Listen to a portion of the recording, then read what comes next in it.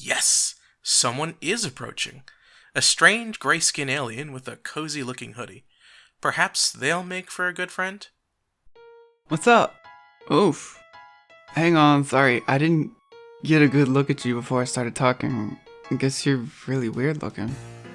Kinda uncomfortable about this. Your stammering reply eventually conveys that you are a lost traveler who is hungry and probably in some need of medical treatment.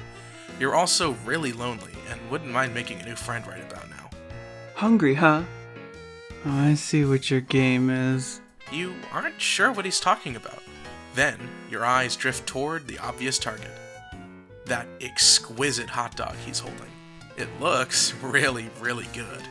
Your mouth starts watering noticeably. Oh no, I knew it. You're just like all the rest.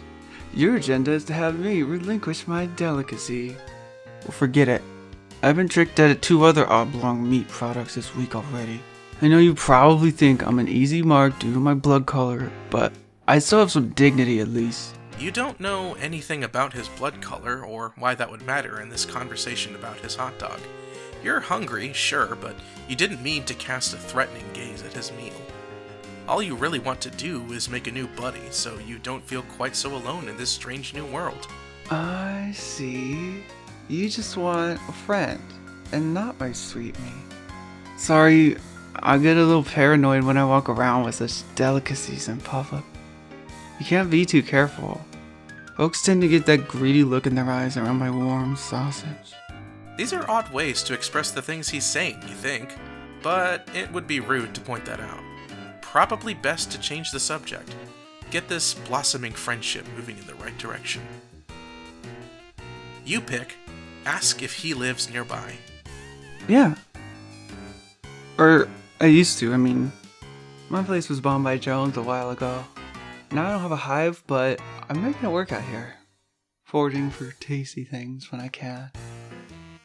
I've gotten pretty good at it. Talking people into giving me meat products, You quickly feel a sense of pity for your new friend. You thought you had it rough, crash landing here, hungry and friendless, and come to think of it, feels like your arm is broken? Your ribs too, maybe. But enough self-pity. This is about making a new great friend. You ask your friend if there's anything you can do to improve his life. Oh, wait. Are we friends now? Like, is that official? Man, I don't know. Why don't we slow it down a bit, see how things go?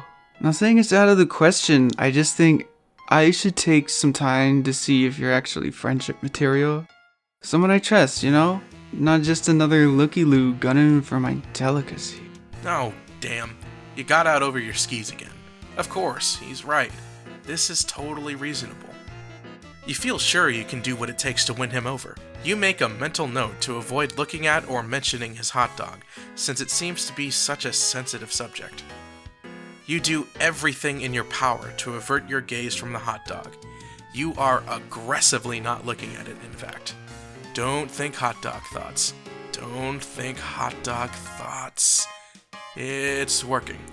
You aren't thinking about hot dogs at all. It's like he isn't even holding one, and no one ever even brought up the fact that hot dogs exist. He seems to notice on some primal level your current non-hot dog mindset. He smiles. You pay closer attention to the boy's face. It's a nice smile he has, actually. Very kind, disarming, a few freckles here and there, a mop of messy hair draping over his eyes. What a nice friend this would be to have, you think. He's kind of adorable, really, if you disregard the prickly attitude about his hot dog. Okay, wait a minute. You don't want to start thinking thoughts that are too friendly. You should dial this down a little. Stick to the basics. You just want a cool friend, nothing more. You should try to spark up some non-meat related conversation soon before things get awkward. You wonder about his house. It got bombed? Yeah, you know, routine drone passed through my hood. Little bombing, little culling. That's how it goes around here. I was the lucky one. My Lucius, not so much. He's a goner. You don't know what a Lucis is, but you can deduce it was someone important to him who probably died in the bombing. Rather than overwhelm him with some annoying questions about his culture, you decide the right play is to show some sympathy. Thanks. I miss him. Sometimes I think I enjoy savory bun delights. It's the way of covering up the pain. It's so good though, it's hard to stop. Also, I favored the juicy meats before he died anyway. It's something we did together. How do we start talking about my hot dog once more? Let's drop it. Please, dude, don't bring it up again. You didn't bring it up, but you don't want to correct him. The boy is clearly grieving. You see 2 faint red tears roll down his cheeks from behind the messy bangs. Your heart can't take it. You have to console this homeless boy somehow. But what to do?